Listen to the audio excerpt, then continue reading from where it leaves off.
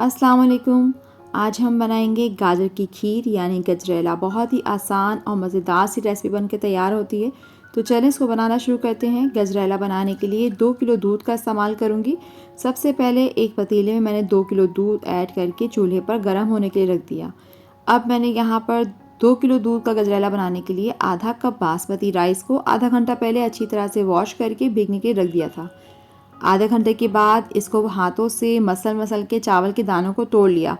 आप चाहें तो इसे ग्राइंडर में थोड़ा सा पानी डाल के मोटा मोटा पीस सकते हैं, लेकिन चावल के दाने मोटे होने चाहिए क्योंकि गजरेले में चावल के दाने जो होते हैं वो खीर की तरह मोटे रखे जाते हैं। दूध में एक उबाल आ गया तो आप चावलों को दूध में शामिल कर देंगे और उसे अच्छी तरह से एक दफ़ा चला लेंगे। साथ ही मैंने यहाँ पर आधा किलो गाजरों को अच्छी तरह से धोकर कद्दूकश कर लिया था।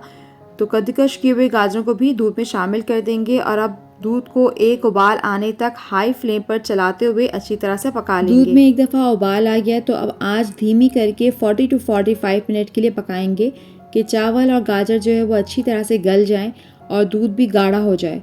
बीच बीच में इसमें चमचा हिलाते जाएंगे कि चावल नीचे से चिपके नहीं, और दूध के गाढ़ा होने से जो बलाई ऊपर जमा होती जाती है उसे भी तोड़ तोड़ के गजरेला में शामिल करते जाएंगे। 45 मिनट के बाद गाजर और चावल अच्छी तरह से पक चुके हैं और दूध भी खासा गाढ़ा हो गया है। तो अब इसमें एक छोटी चमची पीसी हुई इलायची का शामिल कर देंगे। अब मैंने यहाँ पर 150 ग्राम मावा शामिल कर दिया। इसमें आप मावा, खोया, मीठा या फीका दोनों में से कुछ भी इस्तेमाल कर सकते हैं, लेकिन बाद में उसी के हिसाब से मीठे को एडजस्ट करना होगा। मिठास के लिए यहाँ पे 1 कप चीनी का शामिल करूँगी। आप 1 से पौना कप या अपनी पसंद के मुताबिक चीनी का इस्तेमाल कर सकते हैं। आखिर में थोड़े से अपनी पसंद के मुताबिक नट्स शामिल कर दें। मैंने यहाँ पर पिस्ता और बादाम शामिल कर दिए। इसको मज़ीद 5 मिनट पका लेंगे और फिर मज़ेदार गजरेला तैयार हो जाएगा। इसे एक प्याले में निकाल के पिस्ता बादाम से डेकोरेट कर लें और सर्व करें। गजरेले को आप अपनी पसंद के मुताबिक ठंडा या गर्म सर्व कर सकते हैं। अगर गर्म सर्व करना हो तो थोड़ी सी मिठास कम रखें, अगर ठंडा सर्व करना हो तो थोड़ी सी मिठास को ज़्यादा रखें, क्योंकि ठंडा होने पर इसकी मिठास जो है वो कम लगती है।